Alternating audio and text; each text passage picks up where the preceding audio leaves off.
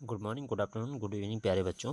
आज हम जानेंगे पशु जुगाली क्यों करते हैं। जुगाली मीन्स आप ये समझना कि पशु भोजन करने के बाद यानी खाने के बाद जब वो खड़े होते हैं या बैठे रहते हैं उस समय भी अपना मुंह चलाते रहते हैं, तो आप समझना उसे जुगाली कहते हैं। अब क्यों करते हैं चलो आज हम बताते हैं। गाय, भैंस, भेड़, बकरी, ऊँट आदि ऐसे पशु हैं जो जुगाली करते हैं। उनको रूमिनेट कहते हैं। ये जल्दी जल्दी अपना भोजन जैसे घास, पेड़ों की पत्तियाँ आदि खा लेते हैं और फिर आराम से बैठकर खाए हुए भोजन को पेट में से दोबारा मुंह में लाकर भली प्रकार से चबाते हैं। चबाने की इस प्रक्रिया को जुगाली कहा जाता है। ये जानवर चबाए गए भोजन को फिर पेट में ले जाते हैं जहां ये पच जाते हैं। क्या आप जानते हो कि इन जानवरों को जुगाली करने की आदत कैसे पड़ी? चलो आज बताते हैं। कई हजार वर्ष पूर्व जब मनुष्य ने इन जानवरों को पालतू नहीं बनाया था, ये जंगल में घुमा करते थे। जंगलों में शेर, चीते और दूसरे मांस खाने वाले जानवर भी अपने भोजन की तलाश में विचरण करते रहते थे। इन भयानक जानवरों से अपने को बचाने के लिए घास और पेड़ की पत्तियों को जल्दी जल्दी साबुत ही निगलकर किसी सुरक्षित स्थान की ओर भागकर अपने को छिपा लेते थे। सुरक्षित स्थान पर पहुंचकर निगले हुए भोजन को ये जुगाली करके पचाते थे।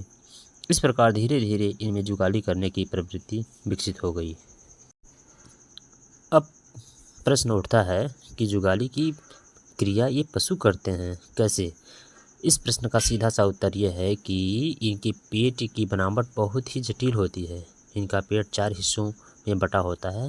पहले हिस्से को पाउंच या रुमेन, दूसरे को रेटिकुलम या हनीकॉम्ब बैग, तीसरे को ओमासम या मेनीप्लाइज और चौथे को एबोमासम या ट्रू स्टमक कहते हैं।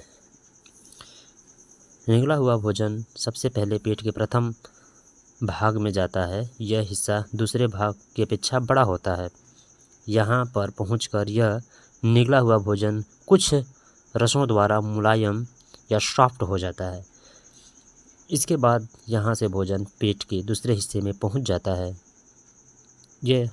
इस हिस्से में यह जुगाली करने लायक हो जाता है।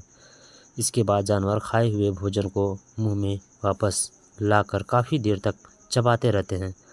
जुगाली करने के बाद यह भोजन पेट के तीसरे भाग में पहुँच जाता है। तीसरे हिस्से में इसमें कुछ पाचक रसों मिल जाते हैं।